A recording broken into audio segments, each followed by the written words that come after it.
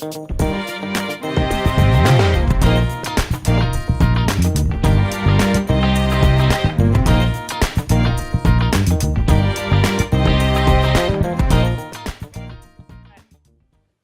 everybody, my name is Sharon Quinn and I'm also known as the original runway diva, and you are watching Model Behavior.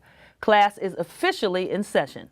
In part 2 of this very special episode, my guest lecturer, the legendary industry icon and pioneer Audrey Smaltz, returns to tell us more about her fascinating 60-plus years in the fashion industry. Welcome back to Model Behavior, Audrey Smaltz. It's a pleasure to be here with you. It's almost like you never left. Now, in part 1, we wrapped up and we were talking about the ground crew. Yes. And I think we left off with the reason why you created it, because you found the need, because you saw that the backstage was a chaos. Was chaos. And so we do backstage management for the leading designers and industry people of the world. We have Victoria's Secret, we have Michael Kors. We did the very first show for Donna Karan and the very last show for Donna Karan. We worked for Oscar de la Renta, Bill Blass, Vera Wang, hip hop people like Kanye West, you name it. We worked that show, and I was looking over some of my old books, and half of the people that I've worked for in these 40 years, they're no longer in business. Wow. It's amazing. I mean, names like Enrico Coveri, you remember that name? Yeah. And GV, and I had a lot of jobs with J. Crew and just Halston, and lots of people are no longer in business. But anyway, I came up with this idea to do the backstage management. So we do dressing, pressing, styling, assistant styling. We send the models out, we're on the headsets, we do the running. We make certain, the most important thing, we make certain that nothing is missing, because there's so much backstage, so much confusion.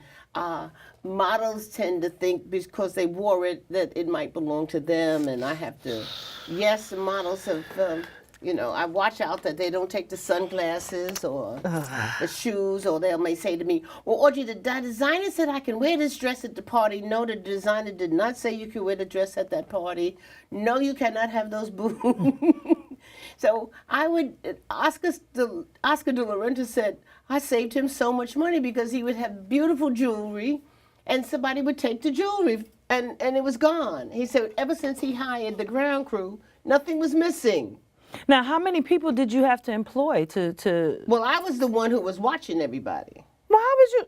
Oh yeah, I could watch everything that's going on, honey. I could see everything because I'm watching. But some places I would hire up to 50 people or 10 people. And now some people just need 3 people because we know how to set up a showroom. We do everything you can think of, fittings, whatever you need to put on a fashion show. We know how to do it. And we work with a lot of stylists who have never done a fashion show.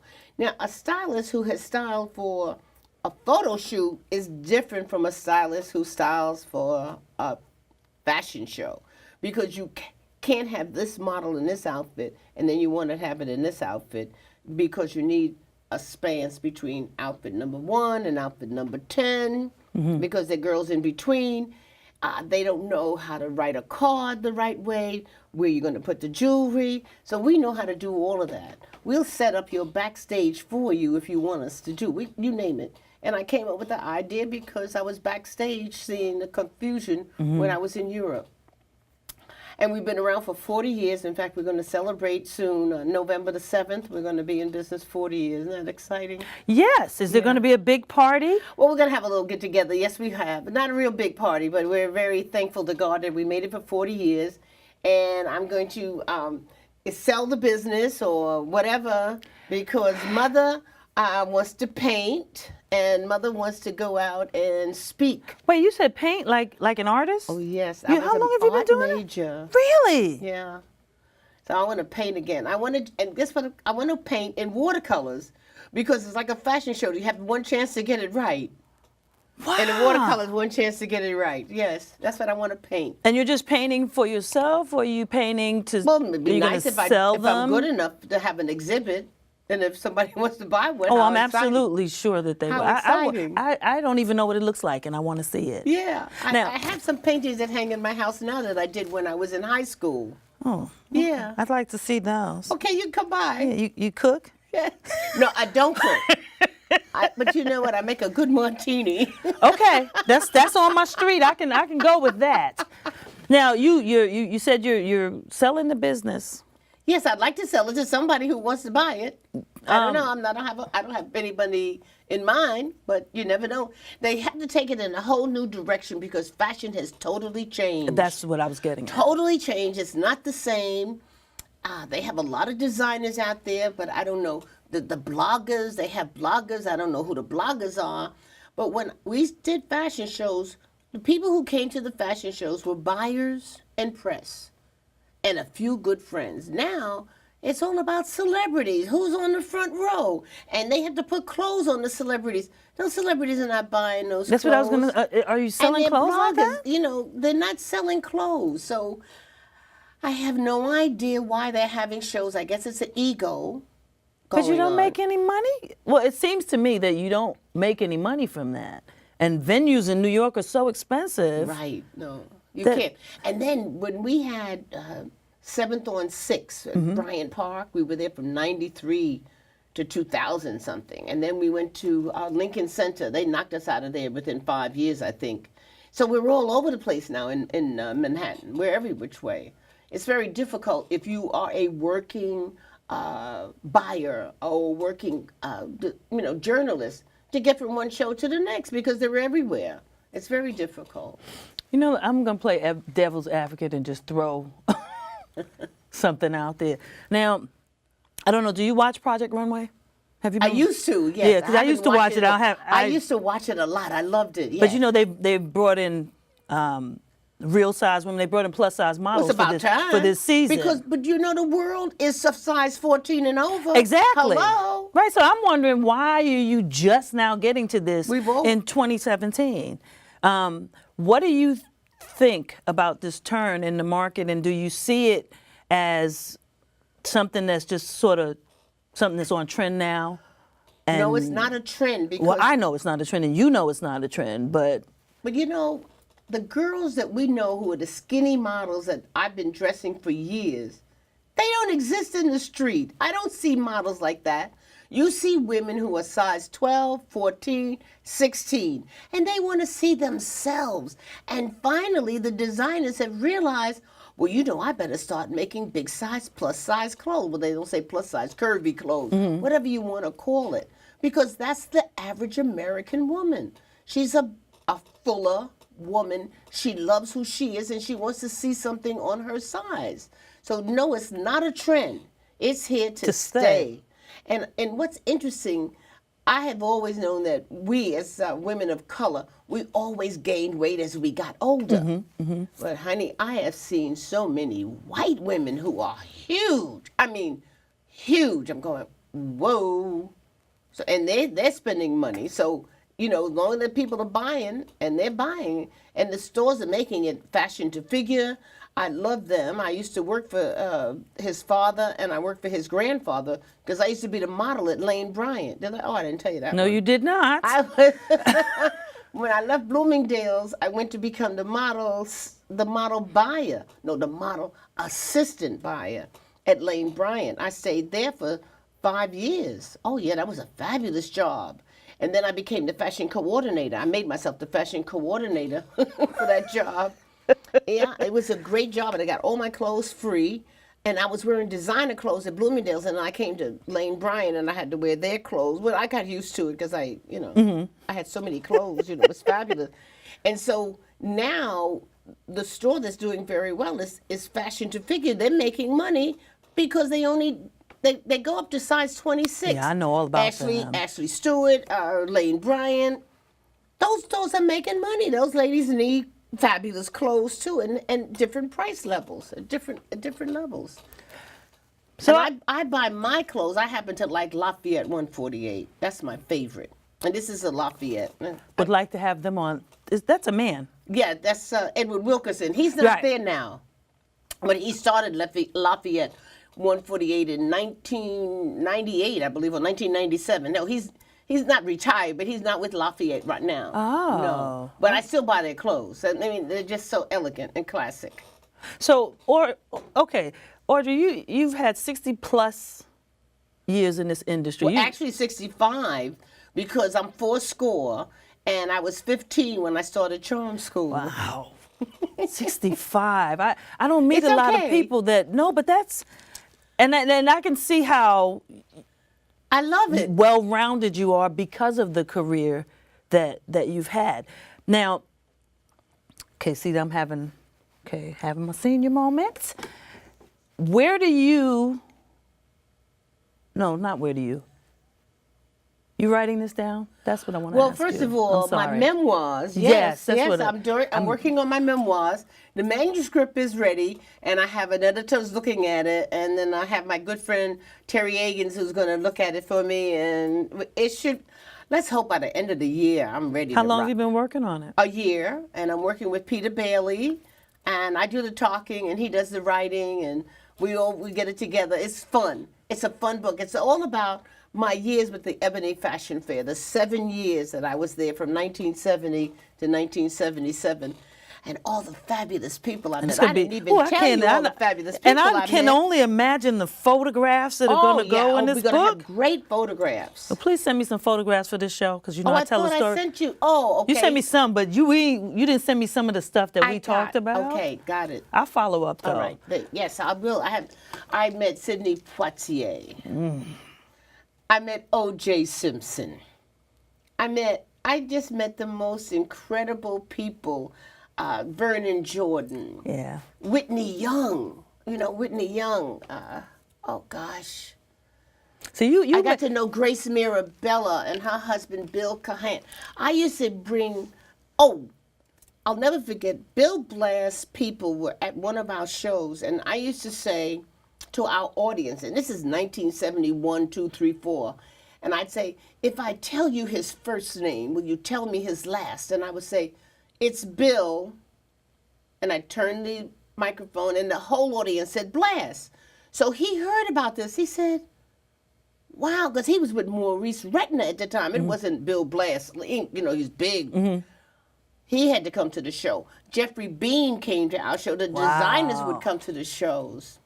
Yeah, I mean the white designers, and of course the black designers came. We had lots of black designers, and it was just an incredible time. So that's what I'm writing about, that experience for a young woman to experience traveling the world first class with Eunice Johnson and 17 pieces of luggage that I had to keep track of. I remember them days when you could take all that You could take all that luggage on the yeah. plane. Can't do that no more though. No, 17 pieces. Because she could shop. Mrs. Johnson could shop. I learned how to shop too. My first time in Europe, I went over there with a trunk. I'm not even. No, I had my Louis Vuitton trunks. I still have them. I still have them. No one uses them, so it's a part of my decor in the office. Now, that's the first book. There's a couple books in Yeah, you. but this is the memoir, yeah. Because I want to know about little Audrey, how Audrey came to be. I was very fortunate. As I tell people, I was born bred, toasted, buttered, jellied, jammed, and honeyed in Harlem. I grew up at 153rd Street and 7th Avenue, which is now Adam Clayton Powell Jr. Boulevard. And of course, I knew the Reverend Dr. Adam Clayton Powell Jr. And I was a Harlem girl. And what did I learn in Harlem? I had ballet lessons. I had music lessons. I had art lessons. Every Friday we went to the library. So the librarian would read to us. We didn't know we were poor. We lived in the Harlem River houses. They call them projects. But we were in the very first Harlem houses ever built in New York City, if not the United States, by a black architect, Mr. John Wilson. Y'all better get this history, okay? And this was incredible. So I didn't even know, everybody knew everybody. We had a tennis court. All white folk came to play tennis in our tennis courts. We had every place we had pools. We had baby pools. We had places to play football, basketball, baseball, you name it. It's still beautiful. You go there today because it runs from 150th Street, from the river, which is the Harlem River, over to McComb's place, over to the McComb's Dam Bridge. And so I could look out the window and I could see the original Yankee Stadium. Yeah, I used to live over by that. Yeah, so I mean, that was my education. And then we moved to the Bronx. I went to the High School of Music and Art. I went to City College, CCNY. I went to NYU. I went to Bache & Company. I was one of the first black women on Wall Street at Bache & Company. I never graduated from college, but I have a lot of credits. I know all about finance, and that's what really has helped me in life for my business, because I took a course at Bache & Company. They trained me for 9 months. They paid me $75 a week. I'm living at home, so I got plenty of money now. And I learned everything there was to know about mutual funds and how to manage money and how to have people invest money, how to invest money. So I learned that, and I took an exam called NSAD to sell mutual funds, and it's 1960. Yes, 1960, I think. Yeah, 1960. And I'm selling mutual funds. And after I saw my mother and my father, because it was $100 down and $10 a month. Well, those people some people didn't have insurance. So, you know, how I'm going to sell mutual funds? I didn't have a daddy who was rich. So, but I kept that knowledge. Can you imagine to have this knowledge about finance and money and how money works? And then the next fabulous job, I got to work for Lena Horne and a beauty cosmetic. Yes, Lena Horne had cosmetics called Lena Horne Cosmetic Company. Have those crazy pictures too. And I used to teach people how to sell door to door and how to use makeup. Of course, I learned that from charm school, and I'm a good salesperson. So Wow, Lena Horne. Yeah, I worked for Lena Horne. What? Okay, yeah. I'm just gonna fan out right now. Horne. What was she like? Oh, she had this gorgeous voice. She had a very deep voice, and she spoke. She's just so elegant. Yes. So one time I went up to her after many years, and I went up to her and I said, "Miss Horne, I'm Audrey Smaltz. Audrey, I know who you are." You know, you work for somebody and then you see them, you don't see them. And yes, I worked for Lena Horne. It's really been a fashion jubilee, a fashion journey. The most exciting job, not even a job, a hobby that I got paid for. Tell me of a memorable time that stands out in your mind even now. Like somebody you met or someone. August the 28th, 1963. I was at the March on Washington. I was in the reserved seat section. The Reverend Dr. Martin Luther King gave his famous speech. I knew Dr. King. When the speech was over and one girlfriend was getting together to get everybody together to have a party after the big March on Washington, I don't know how it happened, but the Washington Times came to interview me. Why was I there? I said we were there to get better jobs, to do this. And I was working at Bloomingdale's at that time. It was 1963. And then Martin Luther King and Ralph Abernathy, when it was all over, we were staying at the hotel at DuPont Circle. And he knocked on the door. He came in the room because he knew the young man that I was dating at the time. And he said, "Doctor," he would call us doctor. "Doctor, what did you think of my speech?" He came to you and asked you that? My God. What on earth? What did you say? You didn't say anything? I don't remember what I said, but he and Ralph, they were the funniest guys. They were you know how young they were? Mm-hmm. He was 39 when they assassinated him, so he's very young. Wow. And he said, "What did you think about my speech?" No. Wow. Martin, and I see you Reverend tearing Dr. up about Martin that. Luther King. And you know what? I can't find one picture of me and he together. Really? Oh. One day it's gonna happen. Wow. That was very, very special. And another special time was I was Eleanor Lambert, who was the head of Miss Doyen, the best publicist in the world. It's 1973, and she wanted me to do the Cody Award. She wanted me to be the MC, but she really didn't want me to be the MC. Bernadine Morris of the New York Times wanted me to be the MC for the Cody Awards. And so we were at rehearsal. So she says, Audrey, well, where's your script? I said, well, I don't need a script. Yes, you have to have a script. Oh, she had a fit, Eleanor Lambert. And I said, well, I know 45 seconds. How could you know 45 seconds? Our men are up in there in the booth, and they don't know. I said, Eleanor, if you tell me I need 45 seconds to say what I have to say, I got it. She was so upset, but I was so good that night. I was at Ebony Fashion Fair. You know, this was Mr. Johnson said I could take off and do the show because I had an assistant.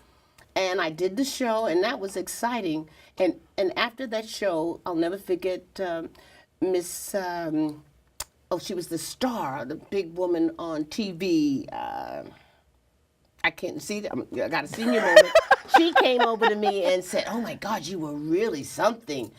The View, who started The View? Barbara Walters. Barbara Walters. She wanted to know who I was. Really? And I was in a Halston gown, the color of my complexion. Ooh. Girl, and I had long black hair in those days, and I walked across that stage, honey, and I did not stand behind that lectern. Never stand behind a lectern. Stand to the side of it so they could see you. When you look good. And that was fantastic. Oh, the name of your memoirs just popped in my head. I'm gonna tell you what popped in my head while you was talking. The Book of Audrey.